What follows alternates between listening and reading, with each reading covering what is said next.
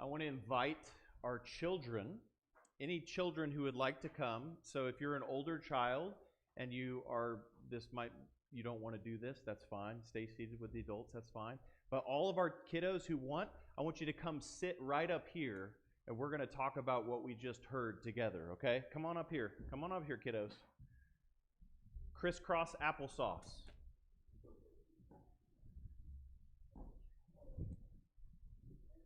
I'm hoping, children, that this is the best sermon you've ever heard at this church. I'm not going to preach a sermon. Are you guys excited about that today? All right, so everyone find a seat. So I'm going to ask some questions here as we're talking about these texts together. And if you have an answer to that question, I want you to raise your hand, okay? And then I'll call on you, and you can give your answer, okay? And I might give a couple of you for some of these questions, okay? Deal? All right? So let's raise our hands if we want to talk. Okay. So who can answer this question? What is this Sunday called? There was a hand right here. Palm Sunday. What is that? What does Palm Sunday mean?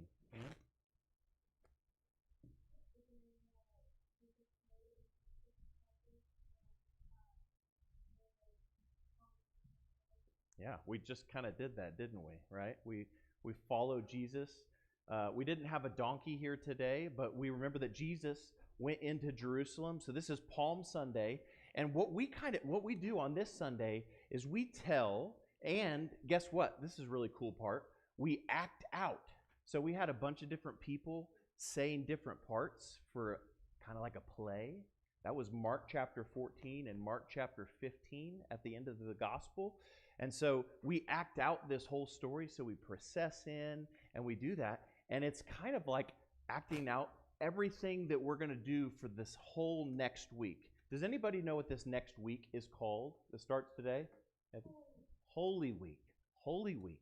So we're following Jesus into Jerusalem all the way up to the cross. And we kind of covered a lot of that here this morning. So here's a question. Pay attention. What color have we been wearing for the last month? Purple. Purple. All right, raise your hand if you want to answer. I love the answers and I love the enthusiasm, okay? So, purple. We've been wearing purple for the last month. Who here likes the color purple? I mean, I like the color purple. It might not be my favorite color, but I like it, okay? You like purple? That's good. Purple is a fancy color. That's what we call it in our house. It's fancy. And in the ancient world, it was really fancy too.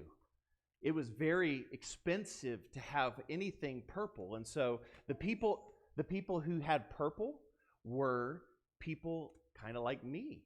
So if you read in Exodus, there's a lot of purple linens and purple clothes that high priests wore and these sorts of things. And it wasn't just in Israel.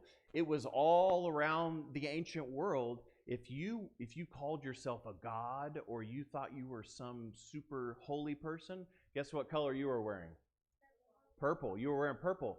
And other people wore purple, and they were kings. A lot of people in the ancient world. So rich people, whether they were sort of religious people in the church or they ran an entire kingdom, they wore purple, okay? So when we processed in earlier, remembering that Jesus rode into Jerusalem on a donkey, here's a question that I want you to ask. Do you think that Jesus wore purple when he came into Jerusalem? Do you think he wore purple? What do you think? I think that's the right answer. We don't really know. We don't really know. Do you think he wore purple? We're going to get to red here in a minute. I like that. I like that. You're paying attention. That's really good. I don't think he was wearing purple because Isaiah, we heard from Isaiah, he said he didn't have any form or majesty that we should know who he is. And later in Mark's gospel in Gethsemane, what does Judas have to do so that the crowd would know who to arrest? What does he have to do? He has to kiss him. So if he was wearing a big purple robe or sash or something like that, do you think they would have known who that person was?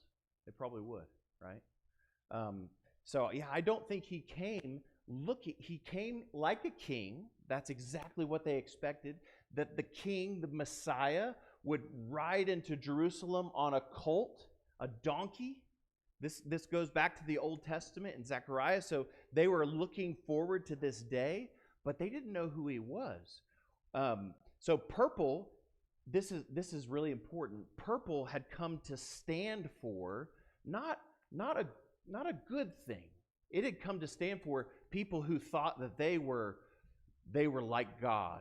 Either as a priest or as a king, they thought that they were the best. And so Jesus came with humility. He rode on a donkey. That's pretty humble. He wasn't on a big high horse, was he? He was on a low donkey as he came into Jerusalem. So, does anybody want to wear some purple to remember that part of the story? Do you want to wear some purple? Okay. All right, I have 2 purple. Here's some purple for you. You ready? It looks awesome. All right. If someone else wants to wear it, that's fine too. You don't have to wear it. Here you go. All right. You got purple on. All right. Go ahead and sit down. Go ahead and sit down in your purple cape. Oh, there you go, Annalene. Look at that. You are purpled out. Okay. So here, this is exactly what August was anticipating. Why do you think that we changed the color to red today? We could call it scarlet. If you're being pretentious Anglicans, you could call it scarlet instead of red. And that's different than the red of Pentecost, but yeah, it's just red. That's fine. Yeah. So why do you think we changed it to red? Because of the whole color of Holy Week is red? Absolutely. Definitely. Anybody else have any thoughts about why we changed to red? Why do you think we changed from purple to red? That is exactly right? Because of Jesus' blood, okay? Hear this. We heard this just a few minutes ago from Mark chapter 15. Listen closely. And the soldiers led him away inside the palace, that is the governor's headquarters, and they called together the whole battalion, and what did they do? And they clothed Jesus in a what color? Purple cloak, and twisting together a crown of thorns, they put it on him. Did they do this because they really thought he was the king? No, they were being mean. Yeah, they were mocking him, and they began to salute him. Hail, King of the Jews!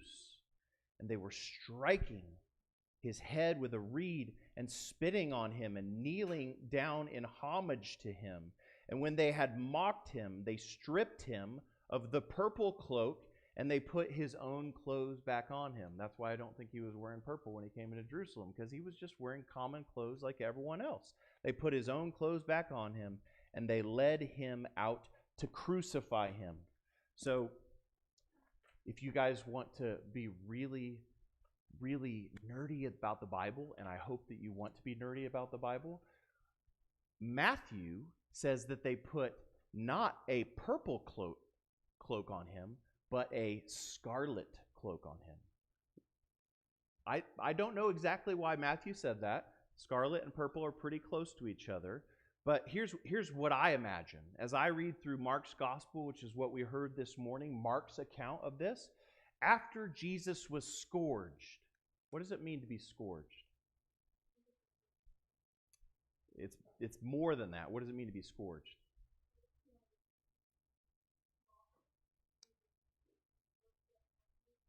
Definitely that, but it's very physical. So that he would have been whipped very, very hard with something that would rip the flesh on him.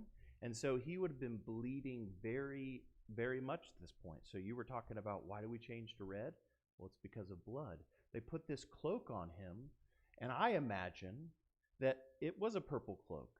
And purple and red, they're all very near each other, and there's different colors of purple. And so I imagine that this cloak was so soaked in his blood already, and this was even before he went to the crucifixion, that it looked scarlet. It looked red. Okay? So Jesus, and here's something that's really cool. he makes purple good for us. Why? Why do we use purple for Lent?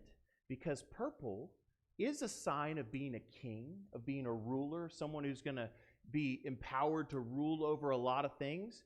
But it's also, because of Jesus, it's the color of humility. It's the color of humbleness. It's not pride anymore. It's humility. And so purple can start to be good for us because of his blood, because of this red that comes in. So what kind of crown did Jesus wear? Did anybody remember that? Yes? A crown of thorns. Okay, so a crown of thorns, this was not just something that you sort of set lightly on the top of your head. They would have pushed it down onto your head. And so those very sharp thorns would have caused you to bleed even more. And so this reminds us of the blood of Jesus. So when Jesus is lifted high up as king, the first time he's lifted high, where is he lifted high up onto? A cross, okay? So Jesus makes red the color of kingship. You see that? Red becomes this humble king, this sacrificial king who rules over us with humility. Hear this from Hebrews chapter 2. But we see him, Jesus, who for a little while was made lower than the angels. This is Jesus. And crowned with glory. Why does Hebrews say this? He's crowned with glory and honor because of the suffering of death, so that by the grace of God he might taste death for everyone. So he was crowned as king because of the suffering of death. He redeems us by his kingship, and that's why we wear red. That's why we're wearing red today, and we're going to wear red again on Maundy, Thursday. So red is now for us, and it's purple too, but it's the sign that Jesus is our king, that he rules and reigns because of his crucifixion and his death and his blood that was shed for us. That's good news, isn't it? That's really good news. Okay, so kiddos, I want you to pay attention during this Holy Week to all the different colors that we're going to use, okay? I'm gonna pass out a little bit more. I'm gonna preview a little bit what we're gonna do. But before I do that, here's a question that I want to ask you. What kind of crown do you think Jesus gives us? What kind of crown? Of humility, definitely. That is exactly a crown of thorns. So do you want to be a ruler? Do you want to be a king or a queen? So we have to be the kind of kings and queens and big brothers and big sisters and employees and bosses and all the places that God gives us in our life who are humble, who make sacrifices for people around us, who are not acting like, I have this big gold crown, look at all my fanciness, look how cool I am. That's not the kind of kingship that we're called to because of Jesus. He gives us a crown of thorns, and that's why we call ourselves Christ the King Anglican Church, because we want to be that kind of people. Okay, so let's talk about Palm Sunday. What color is Palm Sunday, everyone? Red. Okay, Palm Sunday is red, and that reminds us that Jesus is humble, okay? So we could strip all of this away and have no colors and remember that Jesus is humble, right? If we had no colors in here at all, that would be a good thing, because we remember that Jesus didn't come to have pomp and circumstance and have all this stuff, right? He came to save us, okay? Right? But the red can help us remember that.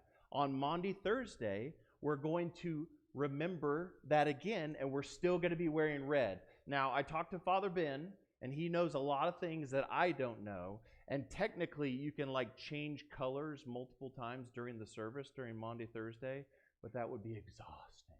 So we're just red the whole time on Maundy, Thursday until the very end. So why on Maundy, Thursday? That's when we're going to come here. That's the next time we're going to get together on Thursday night, and we're going to wash each other's feet, remembering that Jesus washed his disciples' feet.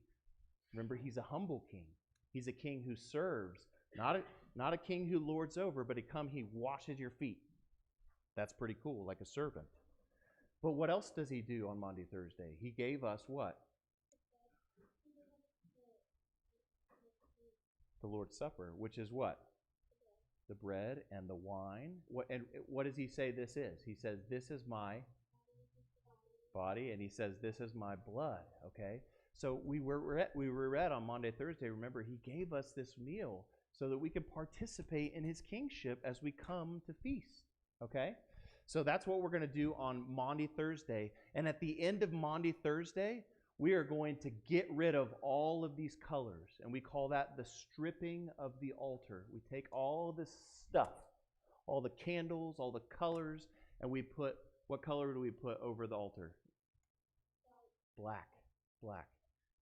We remember that Jesus, just after he gave that, he was betrayed and he was given over. He was given over, okay? And then we come back on Good Friday, and that's a very dark service. It's all black. There's no colors in that service. What else do we not do on Good Friday? Does anyone remember that? Anyone remember what we don't do on Good Friday?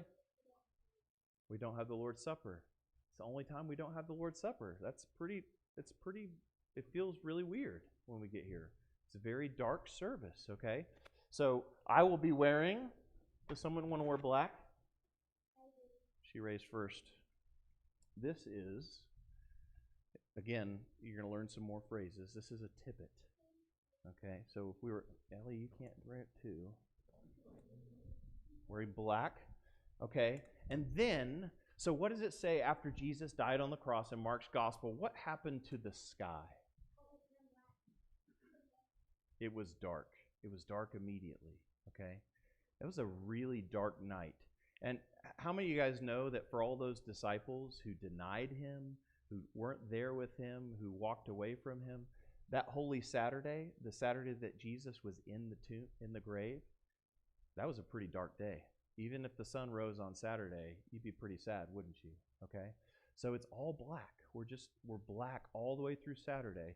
But what happens on Saturday night when it gets dark? What happened in the middle of the night on that dark Saturday night? Abby.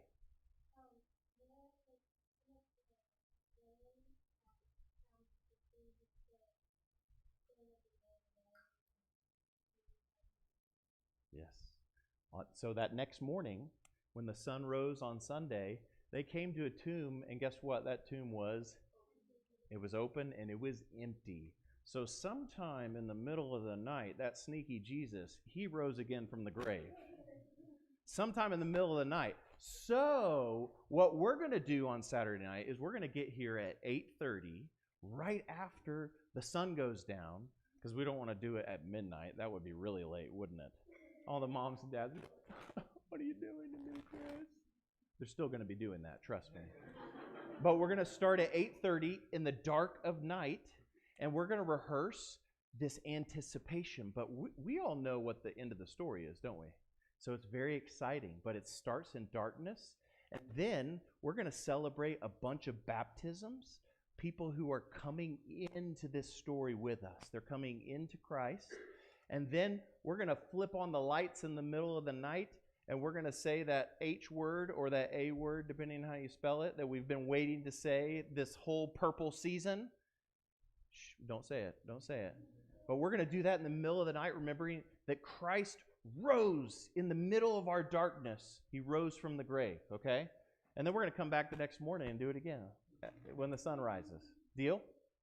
Okay. So, I have a couple of white garments here. Here you go, Easter man. You can pretend like it's Easter. We're all playing dress up today. There we go. All right. Almost done. I'm going to tell one more story. And I want you guys to pay attention to the colors, okay? Pay attention to the colors. This is a really great way to picture everything that we've just been talking about. And this is from Mark chapter 15, okay? If you guys can't see, kind of squeeze in here so you can see. This is called Snake Crusher is Crushed for Us. And after this, we'll go sit with our, actually, we'll go stand with our parents and we'll say the Nicene Creed together, okay? Jesus knew he was going to die and that it was going to be no ordinary death. We call the day he died Good Friday, and it was good, very good, amazingly good. We would say it was unbelievably good, except that it happened, and we should believe it. Jesus suffered so that we could be set free. Jesus died so that we could live forever.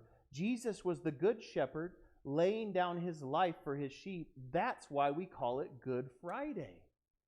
But for anyone who loved Jesus, that Friday seemed anything but good. It must have seemed to the disciples like Sad Friday or Tragic Friday or the worst Friday in the history of the world.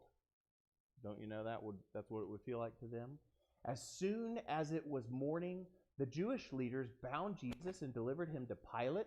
And Pilate was the Roman ruler in that region. He was the one who would decide whether Jesus lived or died, even though he could only do what God had already planned. Pilate wasn't convinced Jesus had done anything wrong. He wanted to release Jesus and be done with him, but Pilate was more concerned about people liking him than doing the right thing. So he gave the crowd in Jerusalem an option. I will release one prisoner, this murderer Barabbas or the king of the Jews. Who should I release? They chose Barabbas instead of Jesus. Then what shall I do with Jesus? Pilate asked. Crucify him, they shouted. You guys see the colors? Okay. There's purple and there's red. They go together. So the soldiers took Jesus and led him away. They clothed him in a purple robe and gave him a crown of thorns. They pretended to worship Jesus, but it was all a joke. They struck him on the head and spat on him. If you could have seen Jesus being led to his death that afternoon, everything would have looked upside down. Here was the maker of all things to be carried from. Here was the loving king killed between two thieves. Here was God's beloved Son mocked and mistreated by anyone and everyone. You guys see the color? It's black. But there he was, Jesus the Christ, hanging from a cross. The sky went black because it was a day of judgment, and Jesus cried out to heaven for help, but this was a time to feel the curse of the law, not the smile of God. Jesus had become sin for us. He breathed his last, and the curtain of the temple, if you go read Exodus, it was purple. The curtain of the temple was torn in two. The disciples were scared and confused. The world was dark and sad. Everything seemed wrong. But one Roman soldier at the foot of the cross got it right. Truly, he said, this man was the Son of God. And if Jesus was the Son of God, maybe that last breath was not the last word from Jesus. Was it the last breath? And it wasn't the last word. That's pretty cool. So if you have colors and you're wearing them, I invite you to wear those for the rest of the service. Just make sure they come back to me later. Deal? Deal? All right. Let's go back to where our parents are, and we're going to stand and proclaim the Nicene Creed together, all together.